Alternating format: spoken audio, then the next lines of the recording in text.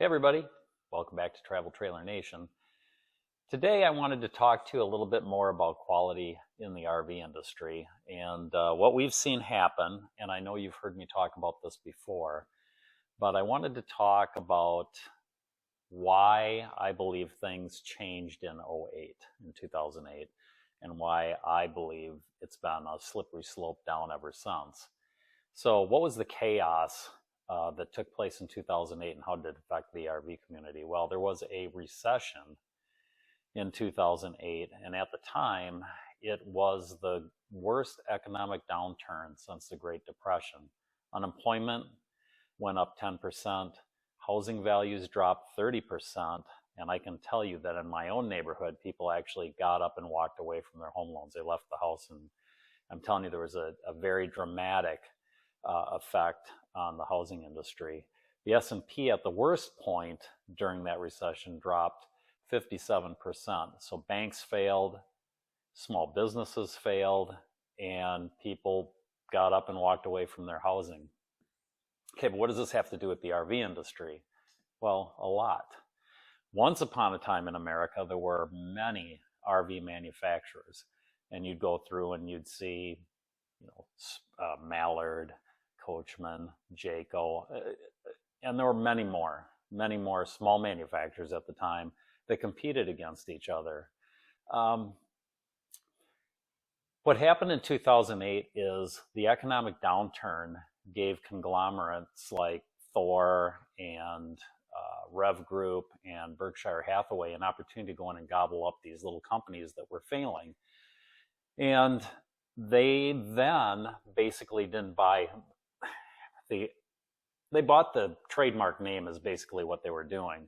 So when you went down the road later, it was the trailer with the same name on it, but it wasn't built by the same company. It was built by this huge conglomerate that went ahead and punched out all these RVs. And there's a definite downturn in quality. To this I can attest because I saw what happened after that in the trailers we bought and just was not the same. So competition breeds quality. And when you destroy all the competition in a certain market, then the quality can go down and people feel like they're going to get what they get. I mean, you hear this all the time online. You'll hear people say, well, they're all junk, so you get what you pay for, that kind of thing. But it wasn't always that way, and it doesn't need to be that way.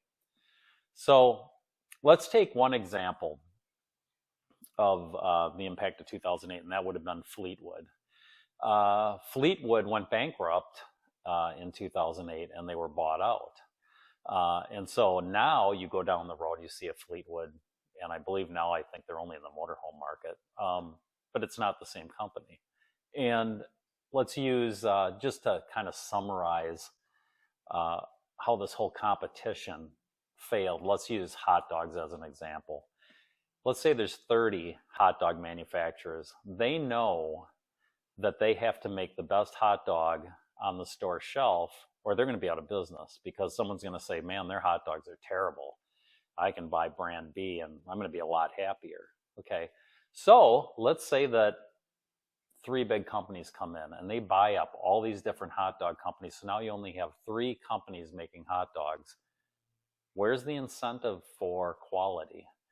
They can just say, hey, there's only 3 of us to choose from, and if we're all kind of competing at the same level of quality, it's an even playing board. They may not like it. If they don't like it, they can go buy another one. They probably come back to us later anyway.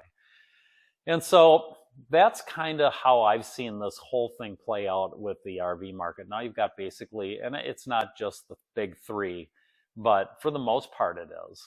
And look at what's going on when you have an RV company that starts up and it's really good. They produce RVs, they sell a lot, they get a good reputation, and all of a sudden a large company will come in and buy them. And then you're kind of right back where you started. So everybody kind of hangs their hat on a newcomer that starts boasting about quality. So the long and the short is we have to kind of watch and see what happens in the RV market now because of all the things that have developed over the last year and all the people that are really fighting online to see quality go up. And believe me, I would love to see it go up.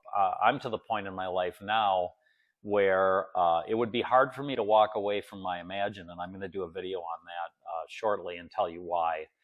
It's probably not for the reasons that you would think, but I will talk about it. So let's see where we go. Let's see how things improve, and I hope they do, because like I said, I think it's been a slippery slope since 2008, and it certainly got to a drop-off in 2020 when COVID ramped up production, but of course not quality. So anyway, food for thought. So until next time, hey, happy camping.